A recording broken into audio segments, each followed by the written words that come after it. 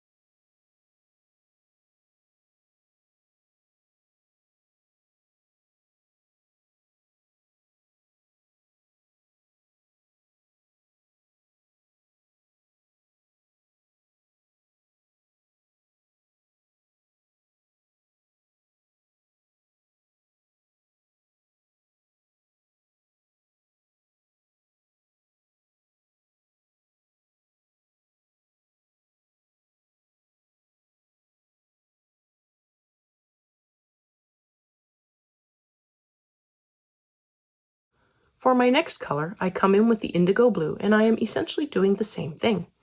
I add in a light layer to feel out how far I want to take the color up. Again, just about another third. Then going back down to the bottom and down into the violet blue, I begin to really push that color into the paper. I want to not only get the paper completely saturated with color, but I also want to mix with the violet blue I added earlier.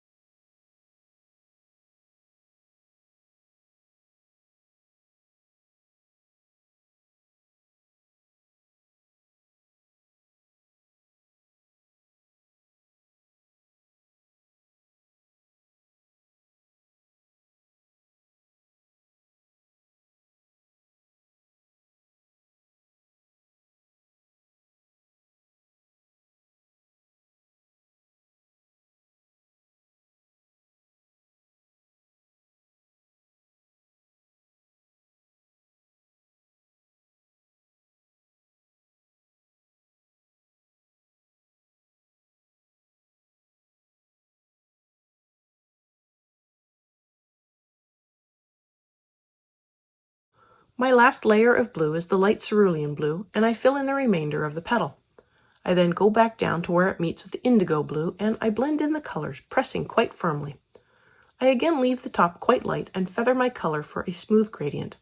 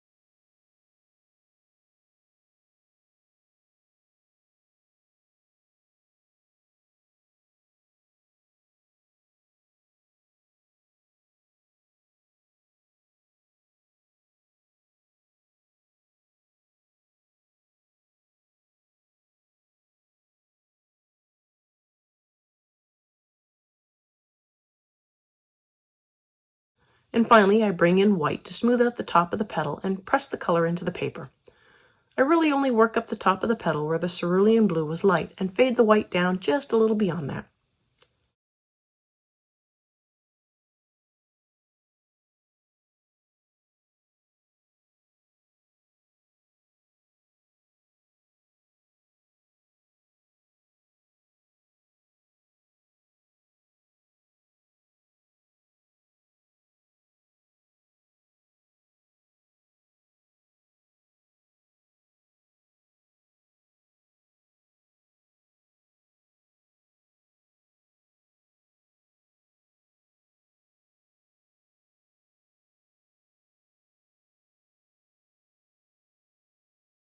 For the center, I bring in the canary yellow and fill in the center.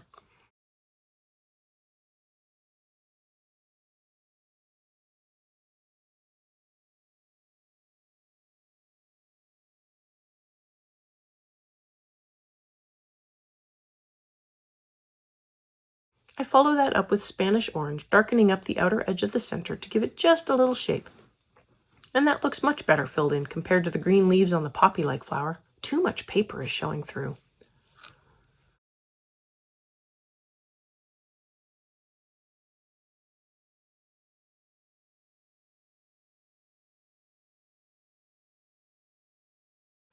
Continuing on with the Spanish orange, I fill in the entire petal on this 4-petal flower.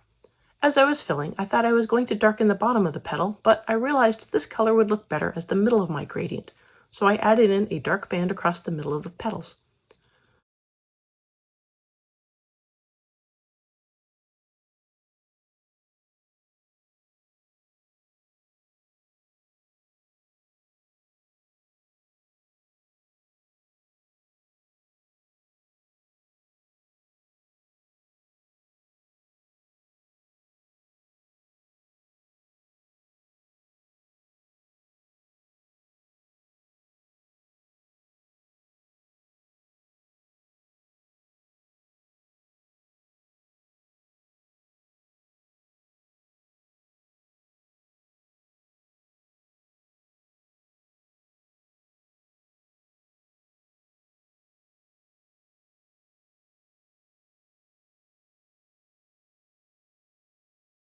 For the bottom, I brought in the orange and added in a nice thick layer to the bottom, and I lightly feather that color over the Spanish orange to help blend them together.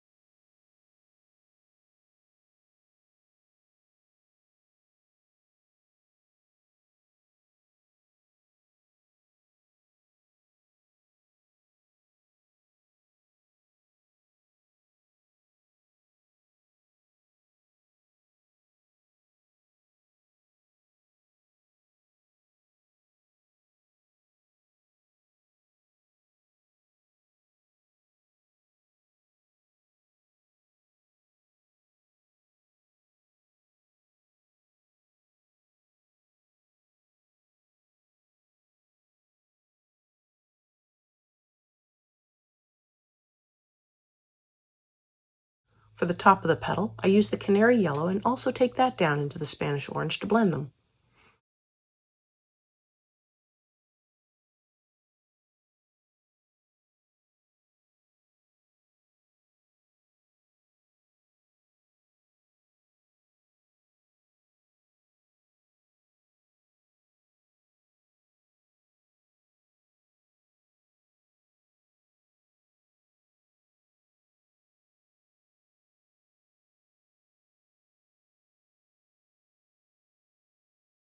I use white to blend the whole petal together.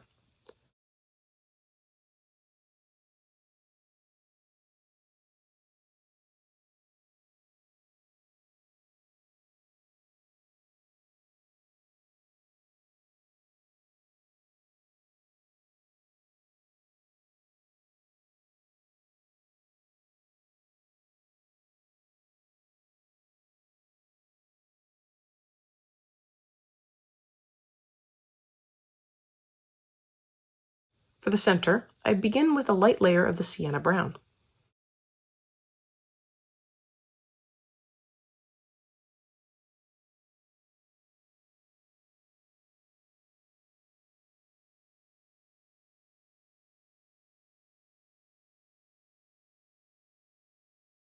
I follow that up with the dark brown just around the outer edge of the circle.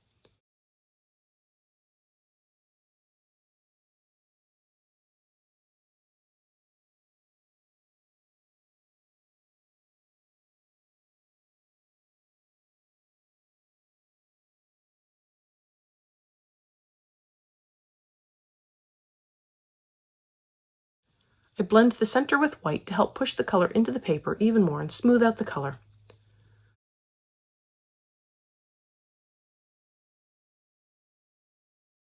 I decided to darken up the base of the petals a little more, and for that I came in with the Tuscan red and flicked in some color from the bottom of the petals upwards.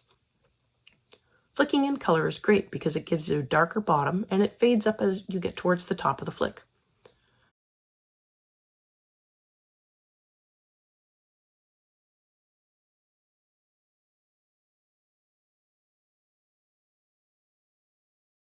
The leaves get a layer of apple green over the three of them. There seems to be a missing leaf, so I skipped that one.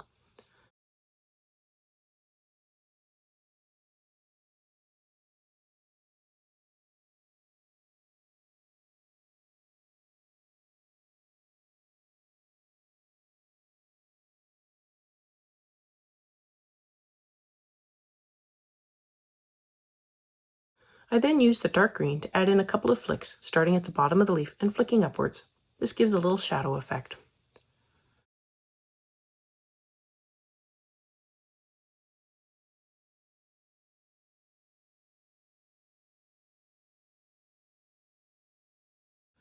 This will be the last flower today. I begin with the Tuscan red, working up the lower third of the leaf. I make sure the bottom is really dark and the color fades up. It takes a little while to go around the flower, and the overlapping flowers don't make this easy.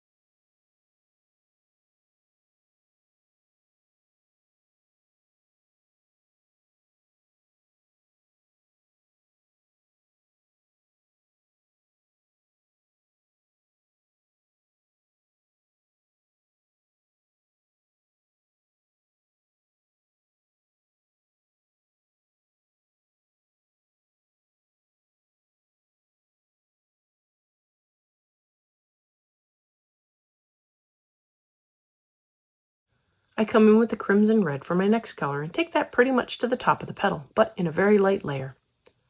I go back down to the bottom and blend the crimson in with the Tuscan red while also making sure the gradient stays smooth.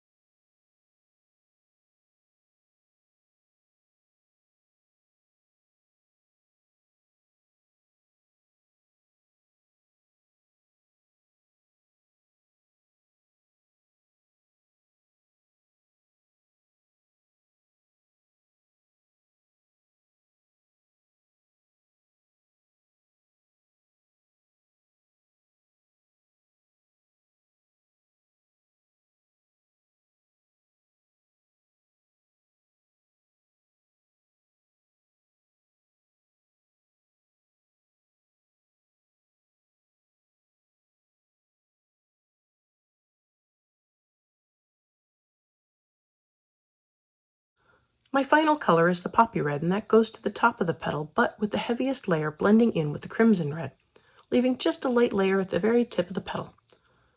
I've worked up all these petals with the same basic technique to form a smooth gradient of color from the bottom of the petal to the top.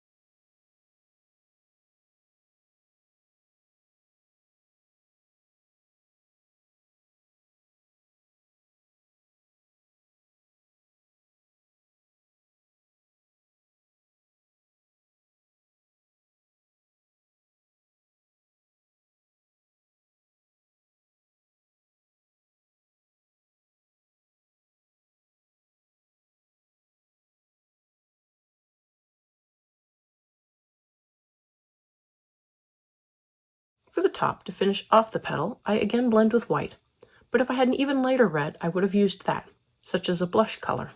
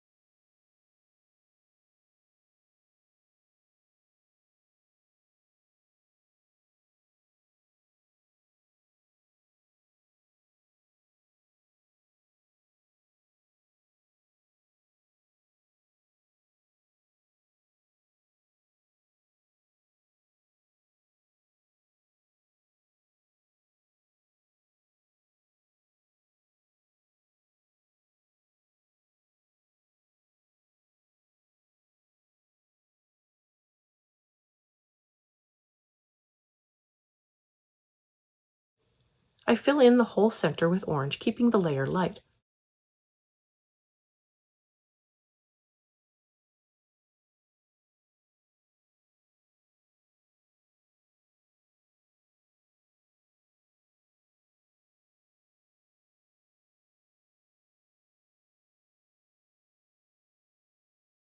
I add in some shading with poppy red, keeping it to the outside edge of the circles for the 2 layers of circles.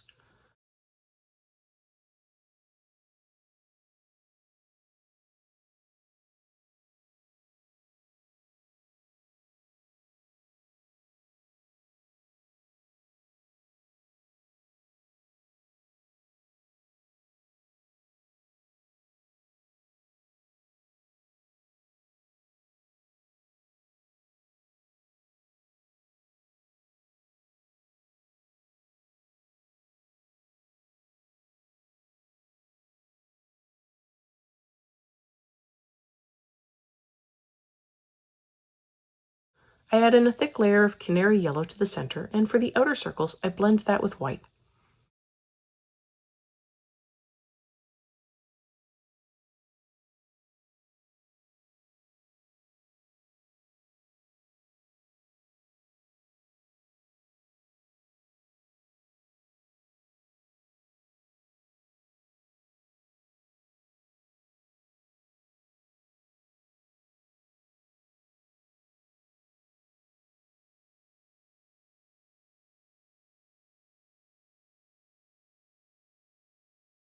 Finally, I touch up the poppy red with some Tuscan red, since the poppy red wasn't dark enough for my tastes. And that is it. Thanks for joining me on this beginner lesson today. Let me know below or on social media if you colored along. I'd love to know how you did. I want to thank you all so much for coming along and joining in with me on this coloring journey. I appreciate all my subscribers and look forward to more of you joining in and coloring along with me. Please like, share, and subscribe to help that happen. Until next time, happy coloring.